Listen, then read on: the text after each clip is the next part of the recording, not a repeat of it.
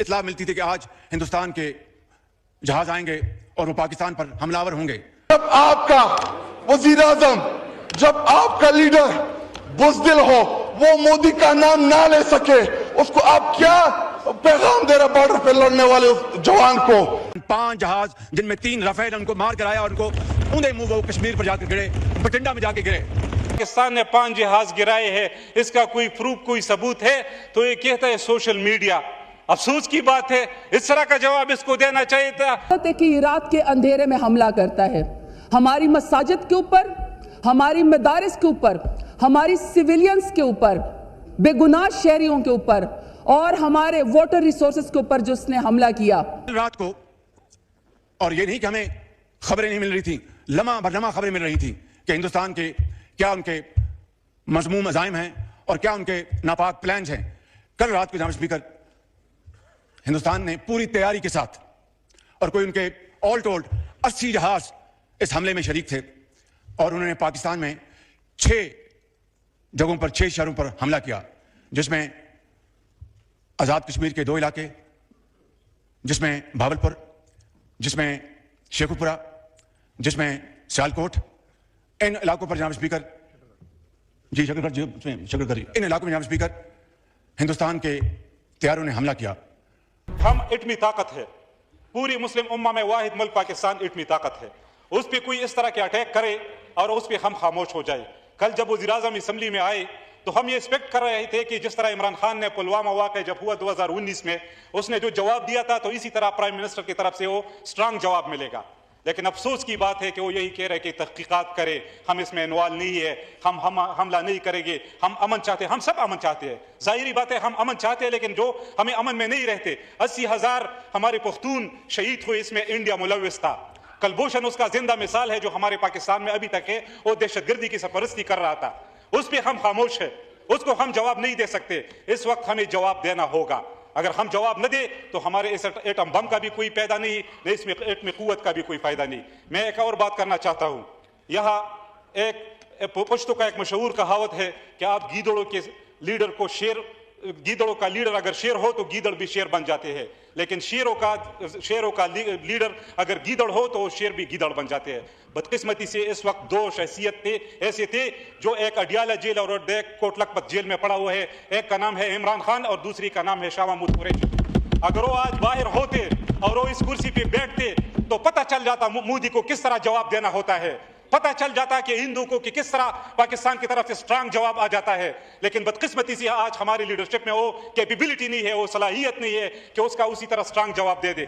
यहाँ पे क्या हो रहा है इस वक्त, हमें यूनिटी की जरूरत है, हमें इत्तेहाद की जरूरत है, पूरी पाकिस्तान को एक होने की जरूरत है। यहाँ पे आप क्या कर रहे हैं? कल जो फैसला हुआ मिलिट्री कोर्ट का कि सिविलियन का ट्रायल मिलिट्री कोर्ट में होगा, इस तरह होता है कौम में, इस तरह होता है जब मुल्क पे जंग मुसल्लत हो और आप इस तरह के फैसले करें। वो लीडर जिसने 2/3 मेजॉरिटी से इलेक्शन जीता था, जो हकीकी वजीर आजम है, उसको आपने जेल में डाला है, और वो लोग जिसने 17 सीटें जीती है वो आज हमारी लीडरशिप कर रही है। तो किस तरह ये मुल्क यूनाइटेड होगा? मुल्क तब यूनाइटेड होगा जब हम हमारे मुल्क के साथ, हमारे सबसे पॉपुलर लीडर के साथ, हमारे अवाम के साथ जो बेइंसाफियां हो रही है वो बेइंसाफियां खत्म हो।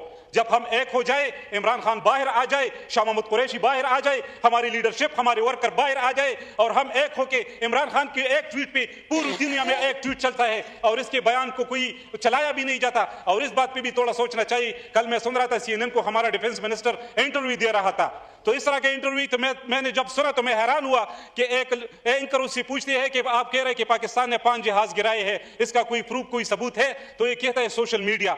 अफसोस की बात है, इस तरह का जवाब इसको देना चाहिए था। अगर ये शाह महमूद कुरैशी इसकी जगह ये इंटरव्यू दे देते तो आपको पता चल जाता कि इंटरव्यू किस तरह होता है। मैं समझती हूँ कि कल रात जो भारत ने रात के अंधेरे में हमारे मुल्क के पाकिस्तान के ऊपर हमला किया, absolute internal security failure. We want peace, we want to talk. पूरी दुनिया को यह साबित करना चाहता है कि पाकिस्तान हमेशा उसको नुकसान पहुंचाने पे तुला हुआ है, जबकि पूरी दुनिया गवाह है कि 1947 से आज तक इंडिया ने पाकिस्तान को ना चैन से बैठने दिया है, ना कोई मौका हाथ से जाने दिया है। भारत की ये फितरत है, इसको आदत है कि ये रात के अंधेरे में हमला करता है हमारी मसाजिद के ऊपर, हमारी मदारिस के ऊपर, हमारी सिविलियंस के ऊपर, बेगुनाह शहरियों के ऊपर और हमारे वाटर रिसोर्सेज के ऊपर जो उसने हमला किया, ये दुनिया को हमें बताना पड़ेगा। नौजवानों की कत्ल जिनको किया गया, उनकी भी हम मजम्मत करते हैं, जो भारत पिछले 75 साल में करता आ रहा है, हम उसकी भी मजम्मत करते हैं। अब इंडिया इस पे बात नहीं कर रहा। इंडिया ने ये वाकया करने के साथ ही पूरी दुनिया के लोगों को बुला के ब्रीफिंग्स देना शुरू कर दी, और उनके पास जो एक्सट्रीम कदम था 200-250 किलोमीटर अंदर अपनी बाउंड्री के ऑपरेशन करने के बाद ना ये बताया। जब भी इंडिया एडवेंचर करता है, जब भी मोदी की वो आरएसएस की हिंदुत्व जो उसके जहन के ऊपर सवार होती है, हमला भी पाकिस्तान के ऊपर कर दिया और इंडस वाटर ट्रीटी को भी उन्होंने खत्म कर दिया। किया है, ये उनकी एग्रेशन का सबूत है।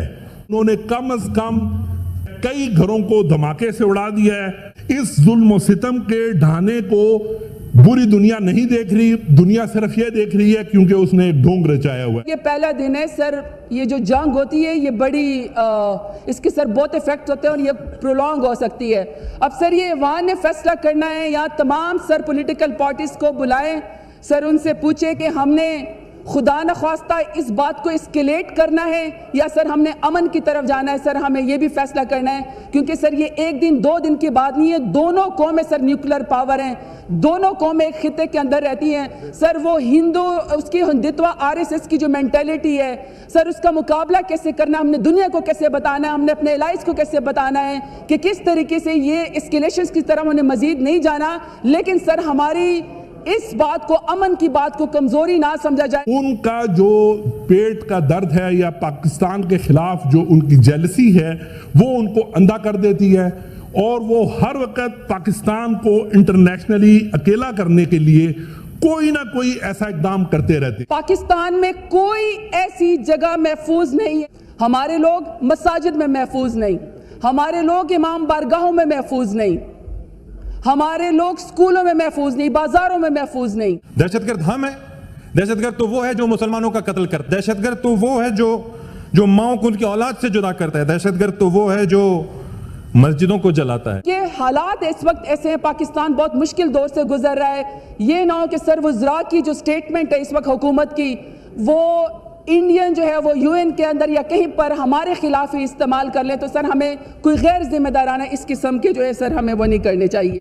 इंडिया को कोई भी एक्सट्रीम कदम उठाने से पहले 1000 मर्तबा सोचना चाहिए कि वो किस कौम और किस मुल्क के साथ इस किस्म का स्टेप उठाने जा रहा। हमें यूएन को आईसीजे में जाना चाहिए और हमें स्पीकर साहब इंडियन एग्रेशन पे